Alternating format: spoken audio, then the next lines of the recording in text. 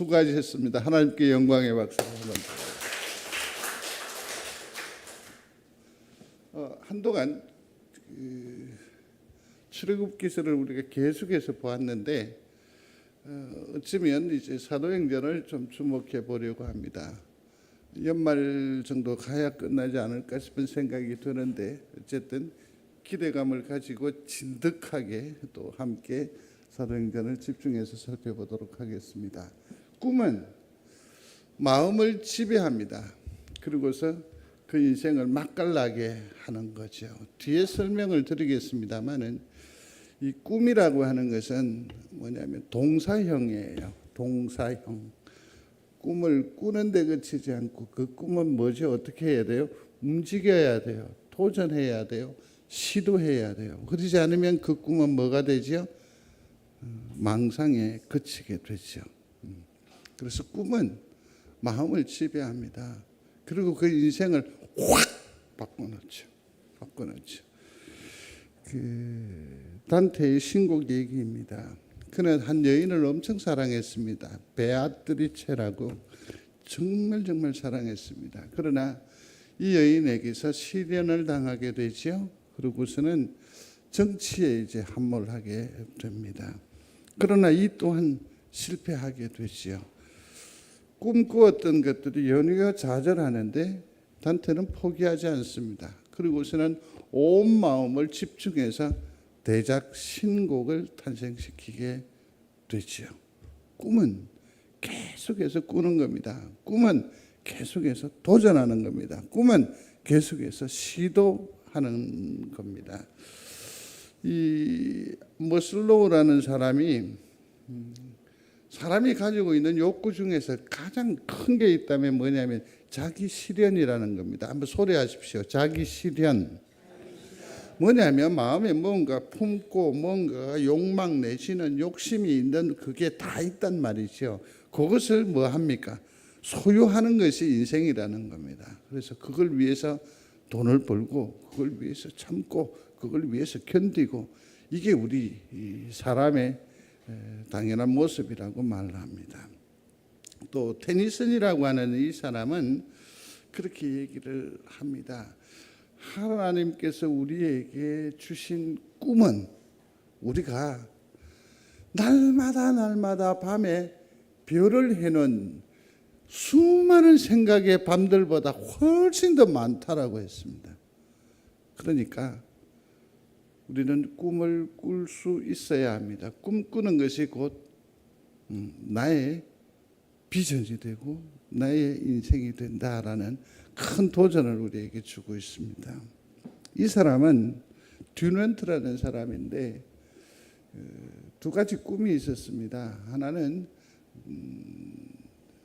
나폴레옹을 한번 만나는 겁니다. 이게 개인적으로 엄청난 소망입니다. 두 번째는 죄송합니다만 이 전쟁이 일어나면 그 이후에 뭡니까? 엄청난 재화, 돈이 왔다 갔다 하거든요. 우리나라가 우크라이나 전쟁에 참여하는 게 옳은 것 같아요. 은근히 발을 들여놓는 느낌이 들죠. 어떻게 할까요? 말릴까요? 어떻게 할까요? 근데 이게 참 인간사 슬픈 일입니다. 그게 뭐냐면 이렇게 해놔놓으면 나중에 전쟁은 어차피 끝날 거 아니에요. 끝날 것이에요. 그러면 나중에 저 우크라이나를 재건해야 돼. 근데 여기서 얼굴 표정을 요렇게 돌려놓지 않으면 거기에 참여할 수 있어 없어? 없어요. 우리가 전후 세대들이 의아해하는 것이 있었습니다. 그건 뭐냐면 이 나라의 경제를 운영하는 대부분의 자금이 다 어디에서 나와요? 외주에서 오잖아요. 왜 그런지 아세요? 6.25 전란을 겪으면서 그 엄청난 원조를 받았잖아요. 그러니 그분들이 뭡니까? 이게 세상입니다. 세상에 공짜는 있다 없다? 없다. 그런데 그래서 이 전쟁통의 한 몫을 잡아보려고 한 겁니다. 그런데 만나러 가면 이상하게 나폴레옹이 다른 일이 급한 일이 생겨서 한 번도 만나보지를 못했습니다. 그런데 프랑스와 오스트리아가 전쟁이 한참 일어나는 그 와중에 나폴레옹을 쫓다가 꿈을 쫓아가면서 눈에 들어온 것이 있습니다. 그게 뭐냐면 수많은 군인들이 피를 흘리면서 무너지는 겁니다. 죽어가는 겁니다. 거기에서 그는 꿈을 바꾸죠. 꿈을 바꾸죠. 돈이 아니라 뭡니까? 생명이라는 거죠. 그래서 창설되어진 단체가 바로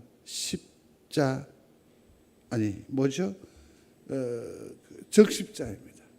적십자. 그때부터 적십자가 모든 소외된 사람, 전쟁에서 아픈 상처를 입는 사람을 위한 돕는 자가 되는 거죠. 그러한 꿈을 꾸게 되고 그 꿈이 현실화되는 거죠. 성도 여러분, 지금 이 시점에 무슨 꿈을 꾸고 계십니까? 오늘 본문에 보면 제자들도 꿈을 꾸고 있음을 보게 됩니다. 이들의 꿈은 단 한마디입니다. 그냥 해방입니다. 해방. 로마의 압제에서 벗어나는 겁니다. 우리 스스로 신앙생활을 좀 하고 싶고, 우리 스스로 경제활동을 하고 싶기를 원하고, 우리 스스로 자치를 회복함으로 말미암아 서로 의를 세워나가는 그런 평화를 꿈꾸면서 결국 뭐냐면, 그건 한마디로 하면 로마의 압제에서부터 뭐 하는 거다? 해방되는 것이 그들의 꿈이었습니다. 근데 호재가 발생합니다. 그게 뭐냐면 지금까지 들어보지 못했던 새로운 메신저를 만나게 됩니다. 새로운 철학을 보게 됩니다. 새로운 비전, 새로운 꿈을 보는 거죠. 누굽니까? 예수라는 사람입니다. 모양이나 행색은 내가 조금 마음에 들지 않지만 그가 말하는 그건 뭔가 달라도 다르다는 거죠. 말을 섞으면 압도를 당하는 거죠. 그는 위협하지 않습니다. 그는 강하게 우리를 옥죄지 않습니다. 그러나 그와 더불어서 마음을 나누면 나눌수록 그냥 빨려들기 시작하는 겁니다. 아주 매력적인 사람입니다. 예수 그리스도입니다. 그래서 자기의 일생을 포기합니다. 꿈을 내려놓습니다. 자기의 주장들을 다 포기하고 그와 함께 어디로 가고 있습니까? 해방으로 나가고 있는 겁니다. 어라? 여기에서 이걸로 끝나면 안 되죠. 그래서 그 나라가 오면 하나는 오른쪽 편에, 하나는 왼쪽 편에. 그것을 얘기하는 소리를 옆에서 들으면서 다른 사람들은 마음이 불편할까요? 좋을까요? 오라, 지는 그럼 나는 근데 오라, 이게 웬일입니까? 이 꿈이 무너진 겁니다. 이 혁명가, 우리에게 영원한 꿈 덩어리인 예수가 십자가 앞에서 무참하게 사라져버리는 겁니다. 사라져버린 겁니다. 그래서 좌절할 수밖에 없죠. 내 기대, 내 바람, 내 방법, 이게 모든 것들이 다 허물어졌으니까요. 성도 여러분, 하나님의 역사는 우리의 생각과 우리의 방법으로 역사하시지 않습니다. 당신의 방식으로, 당신의 생각으로 일을 이루어 가시거든요. 그래서 하나님을 좀 더 깊이 알 필요가 있지 않겠습니까? 그래서 그들은 그냥 현상만 바라보고 무너지는 겁니다. 깨어지는 겁니다. 그래서 예수를 떠나기도 했습니다. 그러나 하나님은 이대로 우리를 내버려 두실 수 없으니까 예수 그리스도를 다시 일으키십니다. 이걸 뭐라고 하지요? 부활시키십니다. 자, 이쯤 분위기가 약간 돌아섰어요. 6절입니다. 찾으셔야 합니다. 1장 6절 다 같이 읽겠습니다. 그들이 모였을 때에 예수께 여쭈어 이르되 주께서 이스라엘 나라를 회복하심이 이때니까 하니 아멘. 그들은 여전히 뭐냐 하면 예수 그리스도가 부활하셨습니다. 그리고 우리 앞에 나타났습니다. 그러면서 그들이 지금 추구하는 것은 뭐냐면 다행이다. 우리가 꿈꾸고 우리가 도전했던 그것을 어떻게 해요? 이제 다시 시작할 수 있게 됐다. 우리가 헛된 인생을 산 게 아니야. 그렇게 생각하게 된 겁니다.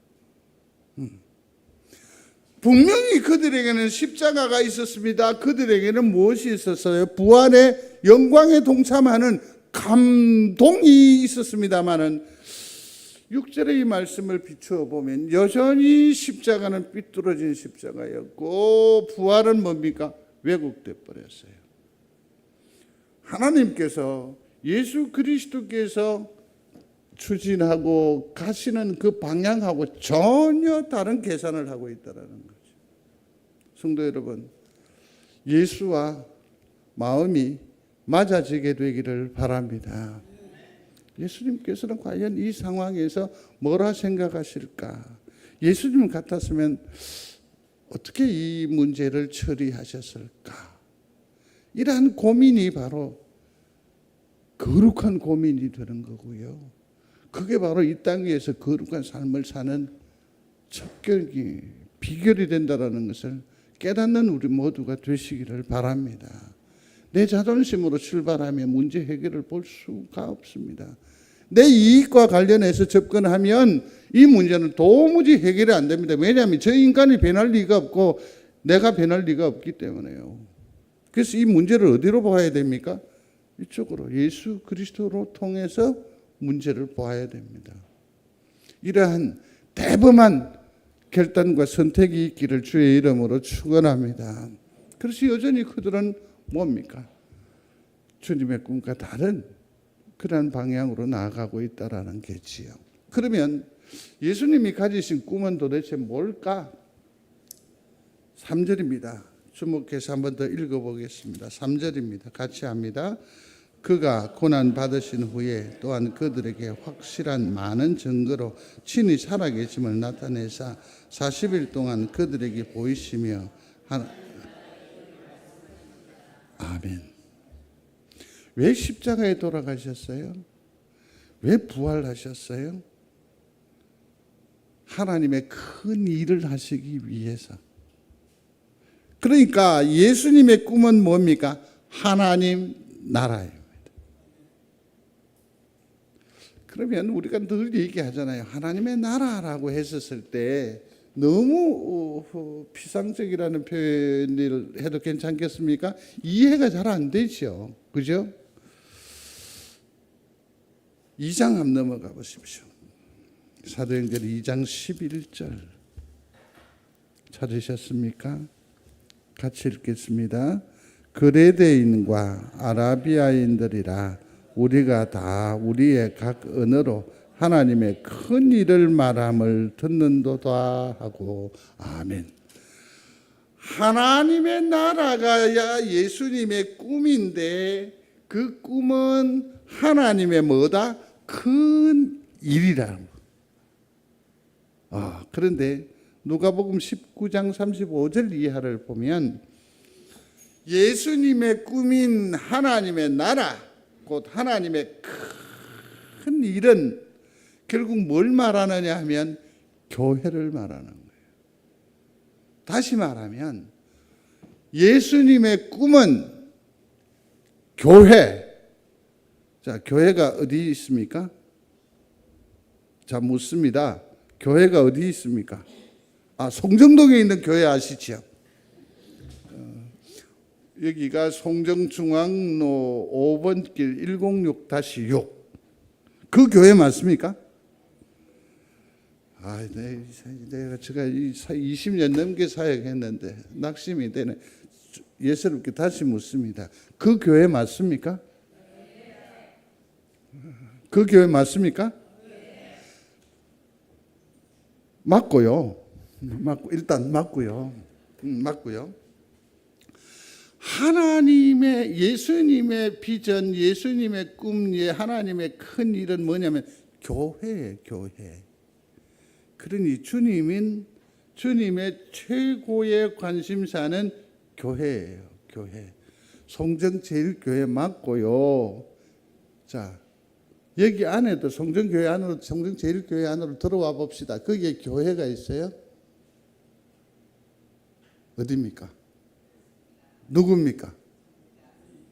다시 누굽니까? 손으로 표시하십시오. 제가 안 듣깁니다. 그 교회가 어디입니까? 내가 교회임을 믿습니까? 주님이 말씀하시는 그 비전, 그 꿈, 그 놀라운 기대가 어디에 머물러 있다고 내가 교회라고 한다면 여기. 이게 하나님의 꿈이라는 거죠. 내가 하나님의 주된 관심사예요. 내가 주님에게 있어 주인공이에요. 믿으시면 아멘. 건물이 아니에요. 프로그램이 아니에요. 그 교회 가면 뭐 어린이 프로그램이 많고 사람 뭐 관계 이거 아니에요. 오직 주님의 관심은 교회, 주님의 관심은 곧 누구에게 있어? 여기 나에게 있어요. 죄송합니다. 까불지 마십시오. 내가요 그래도 주님의 꿈입니다. 기죽지 말라니까. 제가 주님의 비전입니다. 그러면 여러분들도 대들어야지. 제가 주님의 꿈입니다. 그렇게 하지 말라니까. 그거 인정하고 바로 나도 주님의 꿈입니다. 그렇게 해야 된다니까요. 주님의 초미의 관심사는 누구입니까? 우리 영혼이에요. 우리의 영혼이에요. 그러한 좀 강한 자부심을 가지고 삶을 사시자고요. 그러니 주님의 마음과 주님의 시선이 내게 쏠려 있으니까 내 삶은 어떻게 해야 돼요? 보다 더 진중해야 하지 않을까요? 보다 거룩해야 하지 않을까요? 보다 더 성실해야, 진실해야 하지 않을까요? 이러한 의식을 가지고 사는 사람, 그러한 성도와 이러한 의식을 깨닫지 못하고 사는 사람들은 맨날 11조 하면서 새 돈인지 아닌지 뭐라나 그게 다리미 해가 넣고 말이에요. 그게 아니에요. 주님은 누구를 받으시기를 보기를 원하신다? 아멘? 이게 주님의 꿈인 여기에 있다니까. 사이즈 아니에요. 건물 아니에요. 건물 아니에요. 앞에 2층으로 짓는데요. 저기 앞에. 그 다음에 무슨 사옥이 온다고 해요. 근데 아쉬운 게 뭐냐면 2층으로 야들이 올리면 여기서 송정역이 안 비는 거라. 그죠? 참 아쉽다. 그러니까 누가 가면서 그러더라고요.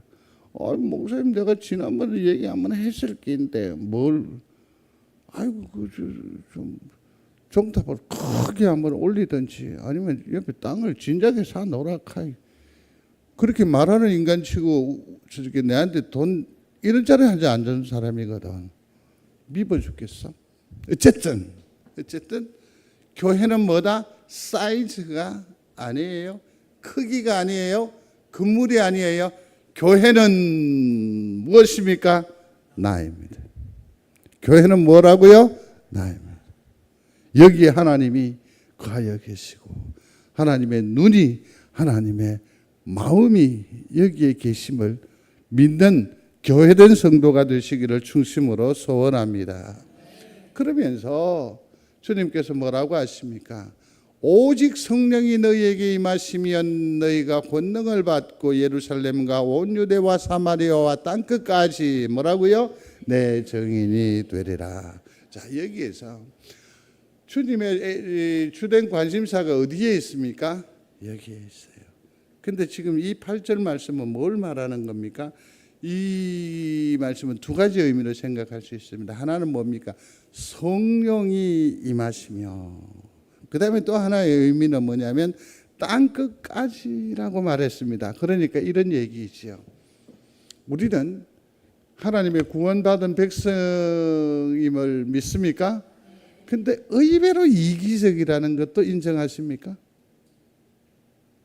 진리요, 발음이요, 공식을 다 인정해요. 그러나 이 모든 것들이 내게로 하나라도 하살이 탁 오면 기분이 좋습니까? 안 좋습니까? 우리의 신앙, 하나님의 교회, 하나님의 비전이 내 작은 가슴 여기에 딱 머물러 있어요. 주님이 말씀하시는 그 교회라고 하는 그 비전이라고 하는 그 꿈이라고 하는 것은 나에게 한정되는 것이 아니라 어디예요? 온 예루살렘과 온 유대와 사마리아와 어디까지? 땅 끝까지.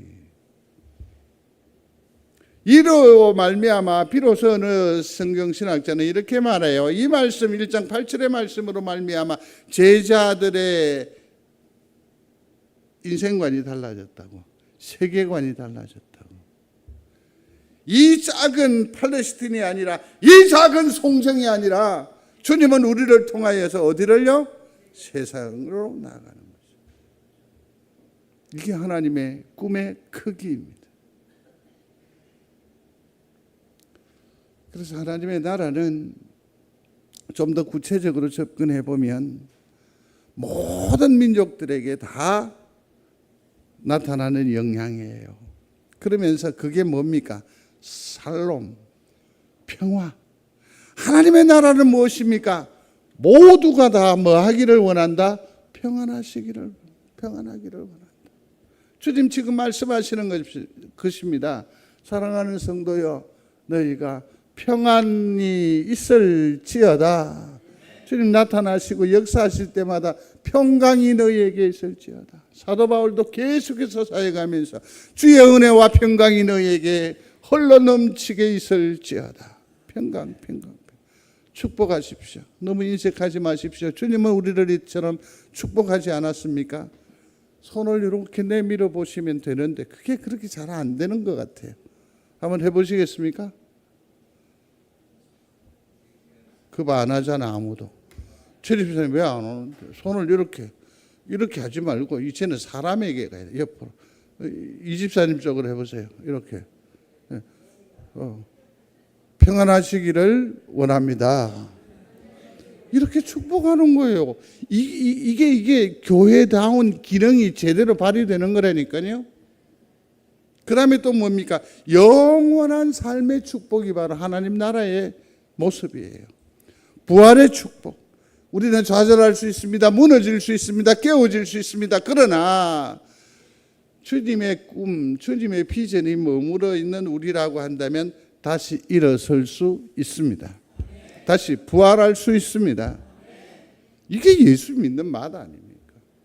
세상은 좌절하지만, 무너지지만, 깨어지지만 부활의 신앙을 가지고 있는 우리는 다시 일어설 수 있는 것 아닙니까? 이런 살아 역사하는 믿음의 소유자가 되시기를 충심으로 소원합니다. 참으로 어렵고 힘에 겨운 세월입니다. 그러나 우리는 이러한 신앙을 가지고 있죠. 그런 축복을 이미 가지고 있습니다. 주께서 일용할 양식으로 우리를 먹이시는 줄로 믿습니다. 그래서 우리는 좌절할 필요 없습니다. 포기할 수 없습니다. 역사할 수 있습니다. 오히려 이게 하나님 나라의 축복이에요. 그러니 이 하나님의 나라는 뭐냐면 그 변화된 우리가 하나님의 은혜로 말미암아 누리는 그 은혜로 말미암아 삶이 뭐 하는 거죠? 기도와 찬양이 흘러넘치는 아주 질 높은 성도의 삶이 가능한 거죠. 그게 바로 하나님께서 우리에게 가지신 꿈, 비전이라는 거죠. 비전.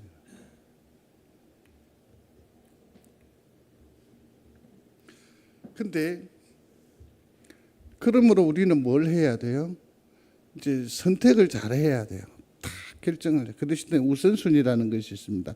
모든 것 중에서 뭐죠? 가장 먼저 선택하는 거죠. 먼저 해야 할 일을 정하는 거죠. 우리도 보면 그 멀티스태킹이라고 하나요? 우리 주방에서 요리를 이렇게 하면 뭐부터 해야 되죠? 전 잘 모르는데 밥을 올려야 되나요? 그러면서 나중에 밥상에 나갈 그 온도까지 생각을 해서 뭐 나물 요리 이게 순서가 여러 가지가 있는데 거기에 보면 순서가 있어요, 없어요? 그게 잘 안 되면 잘하는 요리사인지 아닌지 드러나잖아요, 그죠? 우리 그럼에도 불구하고 우리는 맛으로 그냥 평가하지만 어쨌든 순서가 있다라는 거죠. 우리가 많은 선택을 해야 합니다. 많은 결정을 하면서 삶을 삽니다. 그 중에서 내가 특별히 그리스도인으로 하나님의 사람으로 저는 목사로서의 삶을 살아갈 때 가장 우선적으로 선택하고 결정하고 그것에 집중해야 할 것이 있다라는 거죠. 그걸 그리스도인의 뭐라고요? 우선순위라고 할 수 있습니다. 우선순위라고 할 수 있습니다. 7절에 보면 이르시되 같이요. 때와 시기는 너희 아버지께서 자기의 권한에 두셨으니 너희가 알 바 아니요. 그게 중요한 게 아니고 오직 필요한 건 뭐라고요? 성령이 너희에게 임하시면 너희가 권능을 받고 예루살렘과 온 유대와 사마리아와 땅끝까지 이르러 내 증인이 되리라. 아멘. 모든 것 다 제쳐놓고 정말 믿음의 사람이라고 한다면, 내가 구원을 받았다고 한다면, 이게 아까 누구의 꿈이었죠? 예수님의 꿈이었잖아요. 그 꿈의 정체는 뭐였습니까? 교회였잖아요. 그러면 다른 거 다 내비두라고. 그 시기나 이런 거 알 바 없다고. 너희의 초미의 관심사는 뭐가 돼야 된다? 교회가 돼. 여기에 뭐가 머물러게 해야 돼? 하나님이 머물러게 해야 돼. 이것이 가장 우선적으로 해야 돼. 이걸 한마디로 딱 정리하면 꿈꾸는 자가 되어야 한다는 거죠. 누구의 꿈? 예수님의 꿈을 꿔야 돼요. 하나님 나라의 비전을 가지십시오. 도전해 보십시오. 언감생심. 제가 어찌 예수님을 흉내낼 수 있으며 따라갈 수 있겠습니까? 그럴 수 있어요? 저도 안 됩니다. 최소한 저도 안 됩니다. 저도 안 됩니다. 그러나 예수님의 그 꾸는 꿈을 저는 도전하고 싶습니다. 그 감동을 한번 경험해 보고 싶습니다. 거룩한 욕구, 거룩한 욕심이라고 생각을 합니다. 성도 여러분, 도전해 보십시오. 도전해 보십시오. 도전해 보십시오. 나중에 주보의 광고의 설명을 이것으로 대신하겠습니다만, 안혜정 선교사가 우리가 아이 3명을 입양을 하면서 캄보디아를 방문했었습니다. 얘기합디다. 이러한 여행의 일정으로 오는 목회자는 처음 봤대요. 그러니까 저는 뭡니까? 도착해서 다음날 아이들 다 돌아보고 그날 바로 돌아왔거든요. 관광지 한번 돌아볼 틈 없이 그냥 왔었어요. 돌아보면서 제가 무슨 그 일에 집중하면서 뭘 느꼈느냐 하면 내가 예수 그리스도의 꿈 비전이 여기에 들어왔기 때문에 돈 들여서 힘들고 어려운 일정을 가지고 어디에 왔어요? 여기에 왔어요. 그러니까 이게 놀랍게도 예수 그리스도의 꿈의 실현이 이렇게 이루어진다. 그 감동이 말로 할 수 없더라고요. 이번 금요일에 박종민 목사님 단기 선교 가요. 일본 쪽으로 가요. 큰 우리 박 목사님을 비롯한 거기에 예수님의 꿈이 그 안에 들어가서 실현되는 영광을 보게 되는 거죠. 우리가 부족합니다. 우리는 연약합니다. 그럼에도 불구하고 우리는 꿈꿀 수 있습니다. 도전할 수 있습니다. 부족한데 어떻게 가능할까요? 8절 모두의 해답이 있습니다. 오직 너희에게 임하시면. 성령 충만한 믿음의 사람이 되시기를 바랍니다. 이 영의 지배를 받으십시오. 영의 주장하심에 이끌림을 받으시기를 바랍니다. 능히 뛰어넘을 수 있을 줄로 믿습니다.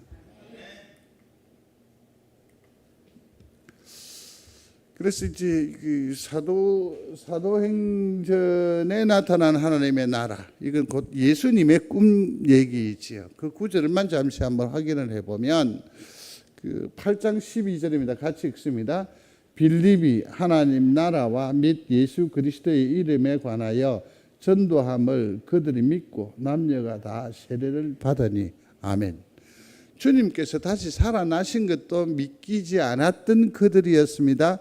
그러나 부활하신 주님을 만나고 난 뒤에 함께 체험하고 난 뒤에 뭡니까? 그들 예수님의 꿈이 그들 가운데에 나와서 그들이 뭡니까? 이제 나가서 움직이는 꿈을 실현하게 되는 거죠.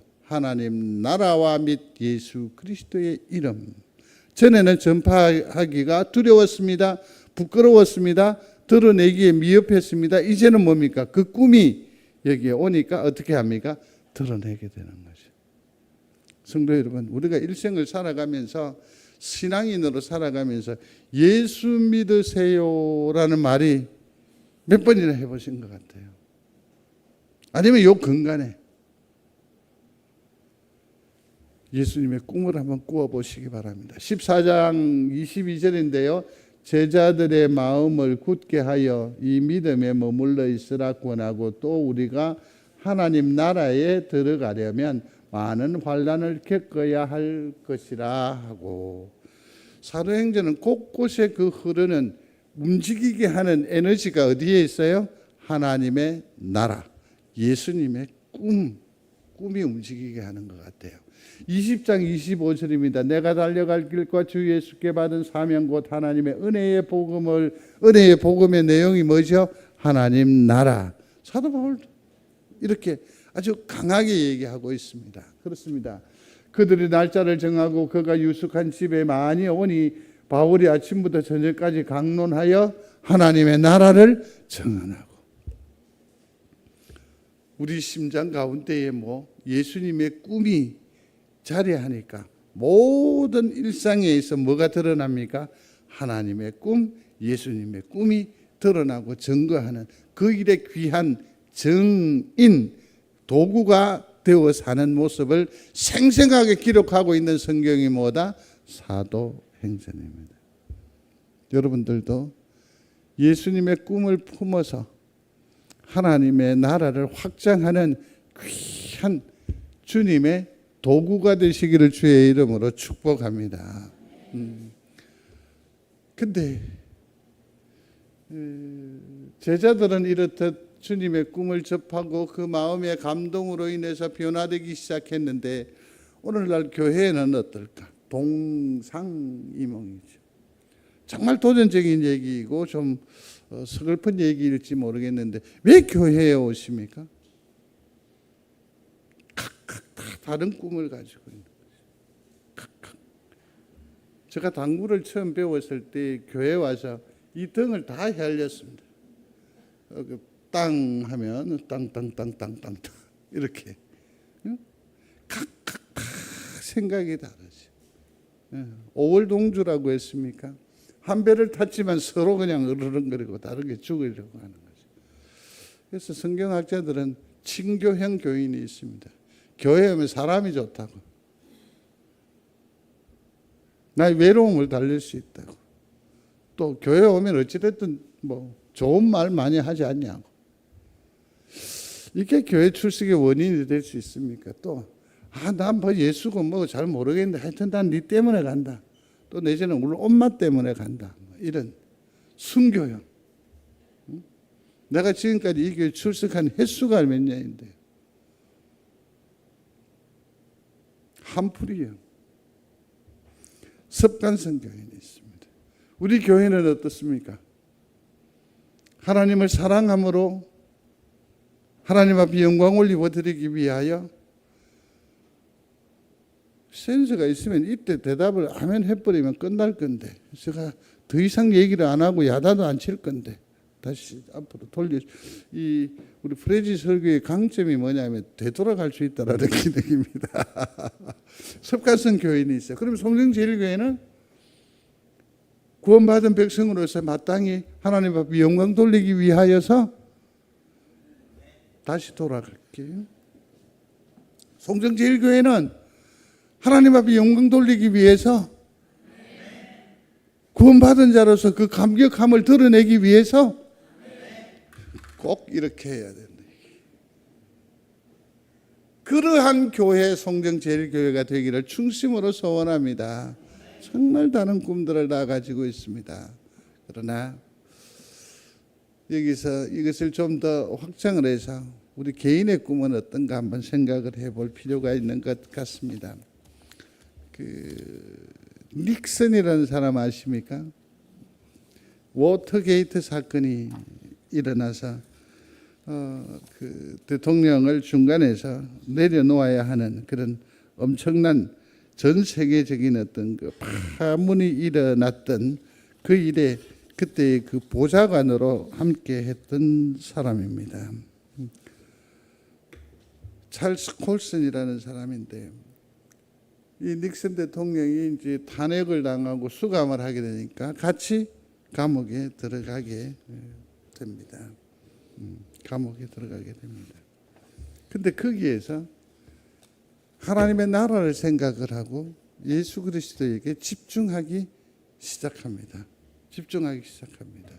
그래서 거기에서 책을 하나 쓰는데 그게 바로 거듭남이라고 하는 책입니다. 여기서 그냥 그치지 않습니다. 그는 한 걸음 더 나아가서 죄수 전도 협회를 만들어서 감옥 속에 있으면서도 뭐합니까? 예수 그리스도를 전하는 일을 시도합니다. 그는 다시 꿈을 재조정을 했고 다시 꿈꾸고 그 꿈을 실현하는 데 성공한 사람들이죠.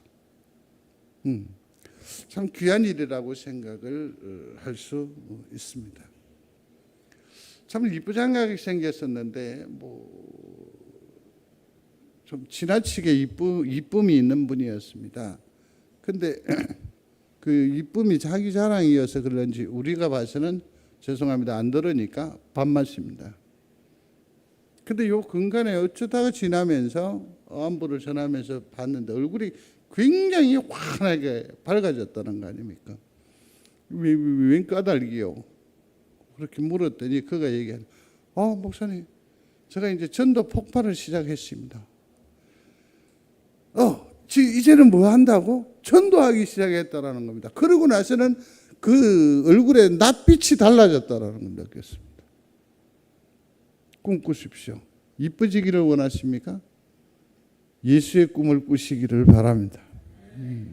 칭찬과 명성을 얻기를 원하십니까? 예수님의 꿈을 꾸시기를 바랍니다. 제가 1년에 그 여행에 최근에 꿈을 꾸고 있는 분들을 만나고 있습니다. 근데 한 분을 지난 주간에 잠시 얘기를 하고 있는데 그 자녀가 옆에서 저보고 얘기하더라고요. 요즘 아빠가 운동 엄청 열심히 한다고. 무슨 운동을 한대? 그러니까 여행에 뒤처지지 않기 위해서 뭐 한다? 맨날 걷는데. 그래서 그랬습니다. 정말 잘하는 일이라고. 꿈이 있으면 몸을 움직이게 됩니다. 꿈이 있으면 뭐 한다? 도전하게 됩니다. 하프타임이라고 하는 책이 있습니다. 중년에 관한 얘기인데 요 근간에 이게 눈에 싹 들어와서 책을 다시 잡았는데 글쎄 한 2달이 넘었는데도 아직 끝이 안 나고요. 이걸 다시 잡았는데 그 이전에 읽은 흔적을 보니까 한 3년여 전에 읽었다가 포기한 책인데 지금 다시 읽는데 그것도 2년이 넘습니다. 중년의 위기가 있습니다. 중년의 위기는 어디에서부터 오느냐면 생각의 멈춤에서부터 시작이 됩니다. 왜 이렇게 갑자기 내가 예전 맞지 않은 늙음을 경험을 하느냐 하면 여기에서 멈추었기 때문에 그렇습니다. 생각을 멈추었기 때문에 그렇습니다. 사랑하는 성도 여러분, 왜 우리가 피로도가 높아집니까? 꿈을 꾸는 일을 중단했기 때문에 그렇습니다. 사랑하는 성도 여러분, 꿈을 꾸는 여러분들이 되시기를 바랍니다. 예수의 꿈을 품는 것이 지금 정말 우리에게 필요한 우선순위라는 것 기억하십시오. 동사형의 꿈이라는 것이 있습니다. 어른들이라든지 외부의 어떤 사람들에 의해서 결정하는 것이 아니라 뭡니까? 스스로 실천해 나가는 그런 포부이자 같이 실현을 두고 동사형 꿈이라고 합니다. 이건 정말 새로운 용어인데요. 요 최근에 사용한 용어이기도 합니다. 그러니까 동사형 꿈이라는 것은 뭐냐면 고정된 게 아니라는 거죠. 그래서 계속해서 뭐 하는 겁니까? 움직이는 겁니다. 수시로 변하기도 합니다. 시도하면서 실패하기도 합니다. 그러면서 아주 다양한 성취를 보게 되는 것. 이게 바로 동사형 꿈이라고 할 수 있습니다. 죄송합니다. 이 용어를 쓰면 상당히 있어 보일 겁니다. 그렇게 기억하십시오. 뭐라고? 이걸 몇 번 더 내어서 내 용어로 쓰십시오. 그러니까 한번 써보십시오. 동사형 꿈. 동사형 꿈. 인생은 의외로 짧습니다. 의외로 짧습니다. 그렇지만 아직까지 포기할 수 없습니다. 너무너무 소중한 시간입니다. 도전하시기를 바랍니다. 어떻게 해야 하나? 지금이라도 꿈을 꾸시는 여러분들이 되시기를 바랍니다. 뭔가를 시도할 수 있습니다. 이게 안 되면 지난날 꿈을 복귀해 보십시오. 내가 이러했던 꿈, 이러한 소망, 이러한 욕구가 있었다. 그거라도 다시 한 번 더 붙잡는 은혜가 있었으면 좋겠습니다. 그래서 꼭 꿈을 붙잡으십시오. 그런데 유언적인 결단이 필요합니다. 예전처럼 하면 안 좋겠나 그랬으면 이게 아닙니다. 뭔가를 분명하게 확실한 의지를 가지고 잡으십시오. 확실한 의지를 가지십시오. 확실한 의지를. 저 주변에 한 분이 있는데 영어 단어 몇 개를 외우기 시작했습니다. 속으로 자랑을 하더라고요. 그랬는데 얼마 전에 언뜻 들어보니까 뭐 200일 가까이. 근데요, 그 결단하고 난 뒤에 200일이 쉬워요? 그죠? 근데 요즘 느껴요. 와, 존경하는 마음이 생기더라고요. 딱 결단하십시오. 그래서 제가 내년에는 이런 생각을 하고 있습니다. 주일 작정서를 하나 만들어 보려고 합니다. 1년에 몇 주죠? 55주잖아요. 그래서 좀 다양한 선택을 위해서 그렇게 하려고 해요. 예컨대 55주 3년을 하면 165, 5년을 하면 뭐 이렇게 되겠죠. 10년 하면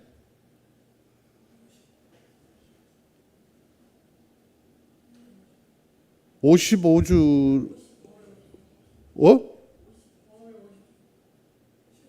그러니까 550, 1100 이렇게 하려고 해요.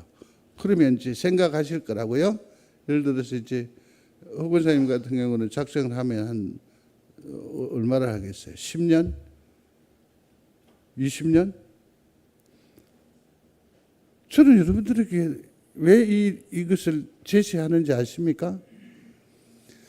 내 스스로 하나님 남은 세월에 대해서 10년을 장담할 수 있어요? 없어요?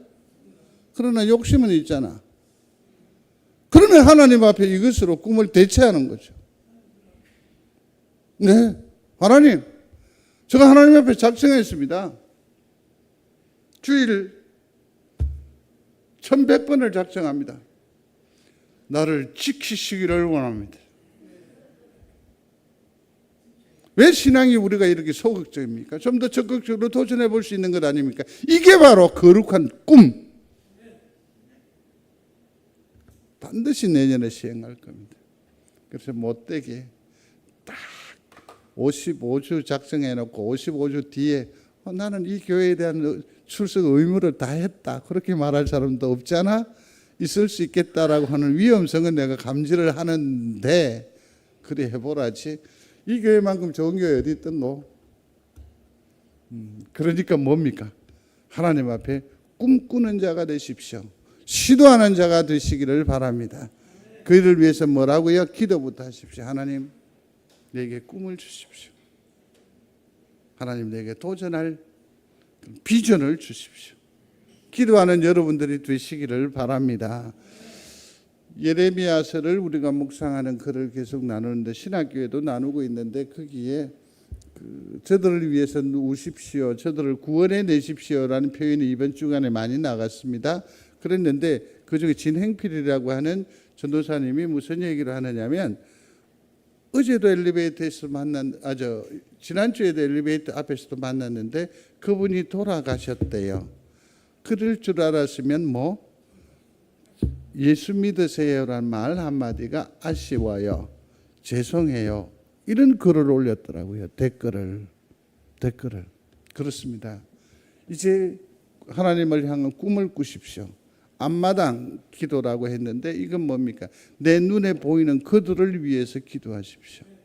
내가 꿈으로 선포하고 그 꿈을 향해서 기도하면 하나님께서 그 꿈을 이루어 주실 줄로 믿습니다. 그렇게 시작하는 게 신앙입니다. 신앙입니다. 가장 우선순위는 하나님 나라입니다. 교회입니다. 나입니다. 말씀을 맺습니다. 하나님의 나라가 나의 꿈이 되기를 중심으로 소원합니다. 예수님의 꿈이 내 꿈이 되는 거죠. 얼마나 큰 감동입니까? 교회가 하나님의 나라가 되게 하여 주옵소서. 송정제일교회가 주의 평강 가운데 든든히 서가는 축복이 있게 되기를 중심으로 소원합니다. 교회된 성도들의 심장이 곧 하나님의 나라가 되어지기를 주의 이름으로 축복합니다. 그렇습니다. 더 나아가서 우리는 이렇게 기도할 수 있습니다.